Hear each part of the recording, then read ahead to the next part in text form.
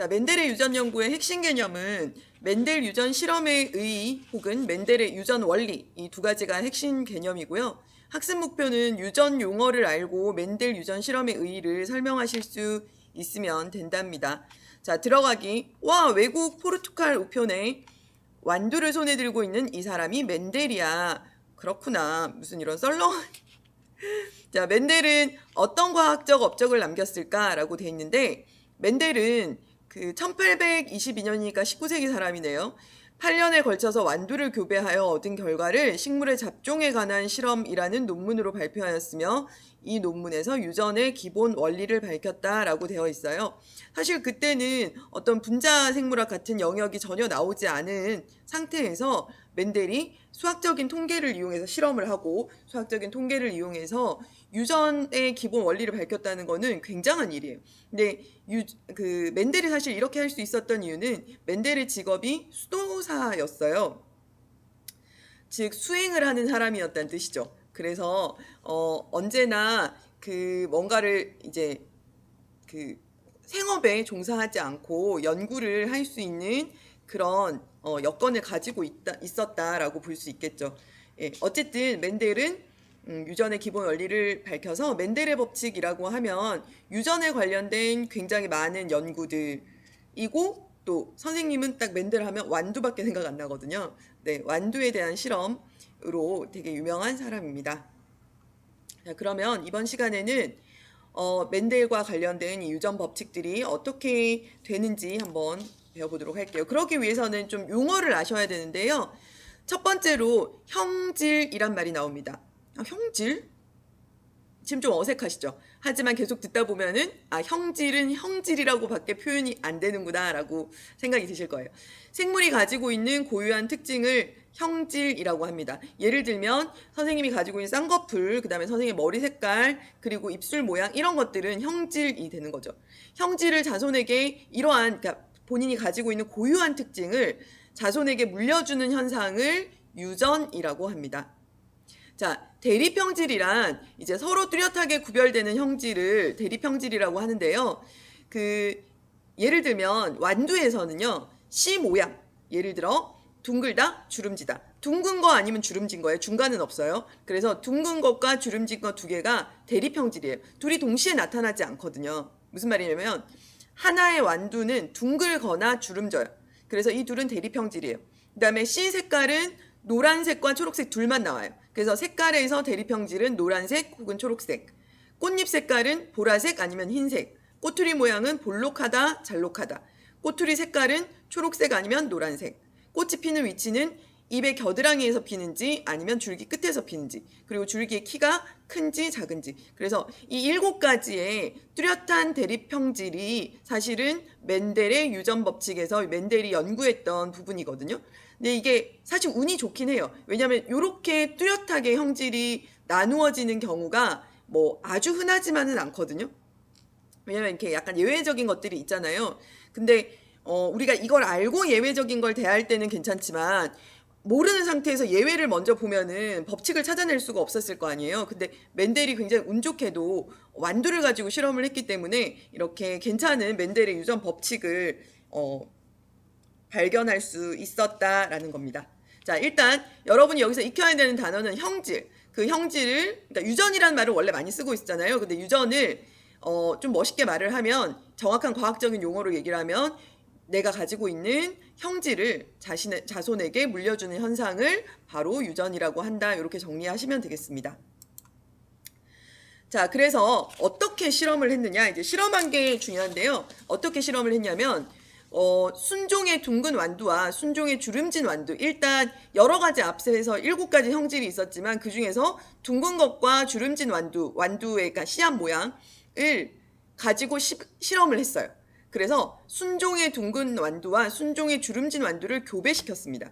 자, 그런데 여기에서 이제 자가수분과 타가수분이란 말이 나오는데요. 뭐 말 들으면 알겠죠. 자가수분이라는 거는 자기 개체에 있는 꽃에서 나온 그 수분을, 그러니까 화분, 꽃가루를 암술 머리에 그대로 붙여서 셀프로 수분을 하는 거. 그러니까 이제 꽃가루를 묻히는 거를 자가수분이라고 하고요. 타가수분이란 말 그대로 남의 걸 가지고 와서 수분을 하는 거. 그러니까 우리는 동물에선 수정이라고 얘기하잖아요. 그 교배하는 거를. 근데 이제 식물에서는 가루, 꽃가루를 묻히는 거기 때문에 수분이라고 하거든요.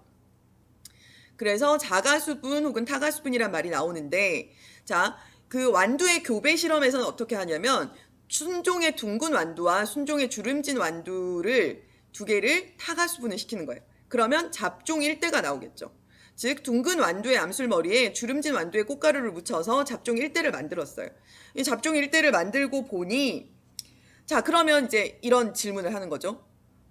그럼 둥근 완두와 주름진 완두 두 개를 잡종을 시켰어요. 그러면 씨앗이 이제 나올 거 아니에요. 그러면 나온 완두콩은 주름질까요? 아니면 둥글까요? 아까 얘기했잖아요. 둥글고 주름진 건 없다 그랬어요. 반은 둥글고 모양이 동그란데 반은 둥글고 옆에 있는 쭈글쭈글 이거 없어요. 대립형질이기 때문에 둥근 하나의 완두는 아주 둥글거나 주름지거나 둘 중에 하나거든요. 자, 그러면 둥근 완두와 그 주름진 완두를 잡종을 시켰어. 그러면 둘이 수분을 시키면은 어떤 애가 나올까? 뭐 그냥 딱 들으면 5대5 이런 생각 들죠. 그러니까 둥근 거 50, 그다음에 그 쭈그러진 거, 주름진 거 50 이렇게 나올 것 같죠. 그런데 그렇지 않다는 것이죠. 어떠냐면요. 잡종 1대는 전부 다 둥근 모양입니다. 주름진 거 안 나옵니다. 그거 너무 신기하겠죠. 전부 다 둥근 것만 나오고 그 주름진 애랑 교배를 했는데 주름진 애는 없어. 잡종 1대에서 한 개도 안 나와요. 그래서 이것을 뭐라고 하냐면요. 자, 우열의 원리라고 하거든요. 우열의 원리가 뭐냐면요. 지금 이렇게 이건 이제 거꾸로 올라가는 건데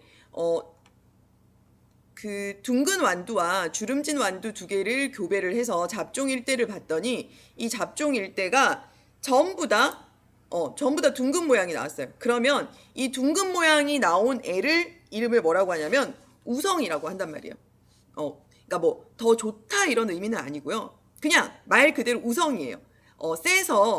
얘가 세서 이제 우성, 열성을 결정짓는 겁니다. 그래서 잡종 1대가 모두 둥근 모양이 나왔다면은 부모 세대의 우성은 둥근 완두가 되는 거고요. 반대로 전부 다 주름진 완두가 나왔더라면 주름진 게 우성이 됐겠죠. 근데 결과적으로 봤을 때 사실적으로, 그러니까 실제로 둥근 모양만 나오기 때문에 둥근 형질이 우성이 되고요. 그 다음에 주름진 형질이 열성이 되는 겁니다.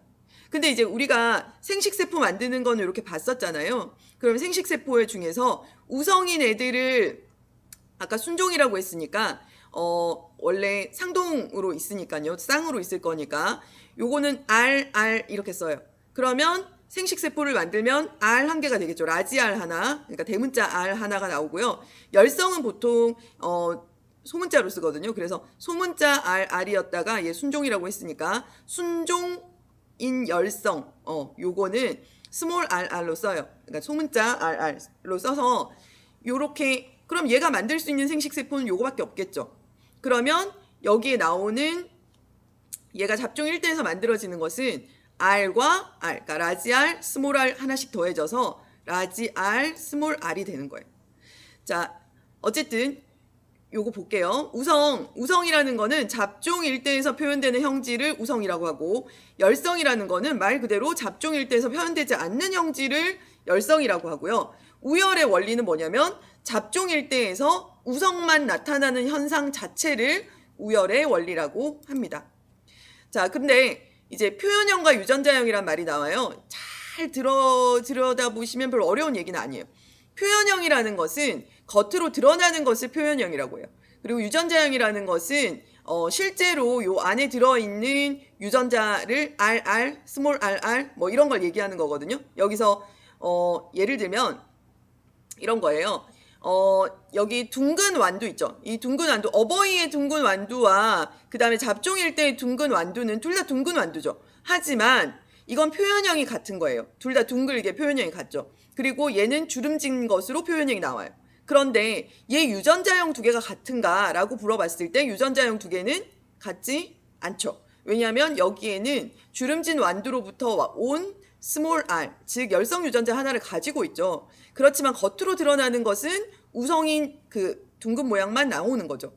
그렇지만 얘가 잡종 1대에서 멈추지 않고 2대, 3대, 4대 어떻게 내려가다 보면 이 열성인에도 언젠가는 발현될 수 있기 때문에 얘랑 같다고 할 수는 없는 거예요. 그래서 표현형이라는 것은 겉으로 드러나는 그 발현된 형질, 그게 표현형이고요. 유전자형이라는 거는 숨겨져 있는 열성 유전자까지 전부 다 나타내는 것을 유전자형이라고 합니다. 이런 얘기 어딘가에서 들어본 것 같지 않아요? 사람의 혈액형이 그런데요. 그러니까 다음에 배우겠지만 어쨌든 사람의 혈액형이 그렇죠. ABO식 혈액형을 쓸 때 선생님 B형이거든요. 근데 선생님의 그 B형의 유전자 속에는 우리 엄마가 O형이거든요. 아빠가 B형이고. 근데 엄마가 O형인데 아빠가 B형이니까 엄마는 O만 줄 수 있죠. 아빠는 B를 줬겠죠. 내가 B형이니까. 그럼 저는 BO란 얘기죠. 하지만 나의 표현형은 B죠.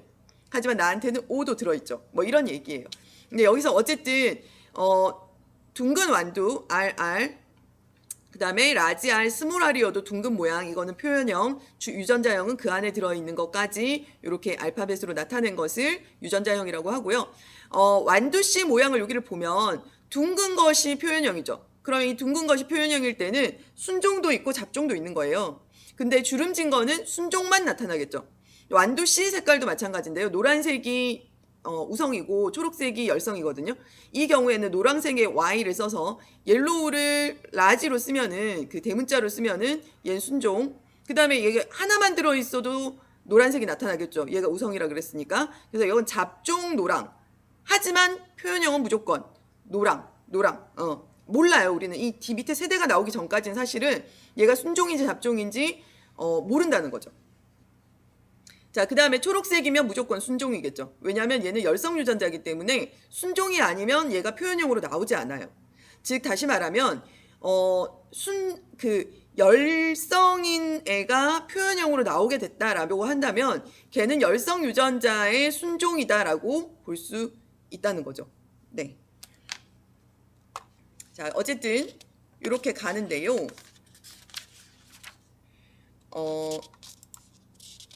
그 다음에 이제 거의 끝났어요. 요번 시간은 과학적 사고력에서 키 큰 완두와 키 작은 완두를 교배했을 때 얻은 자손은 항상 키 큰 완두였대요.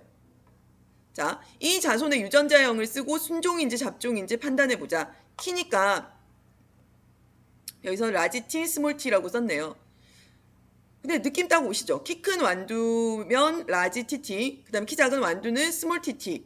왜? 항상 키 큰 완두가 자손이었다고 했으니까 잡종 1세대에서 항상 키 큰 완두가 나타났다는 얘기는 키가 큰 것이 우성이라는 거죠. 그래서 이 자손의 유전자형은 라지 T, 스몰 T가 되겠죠.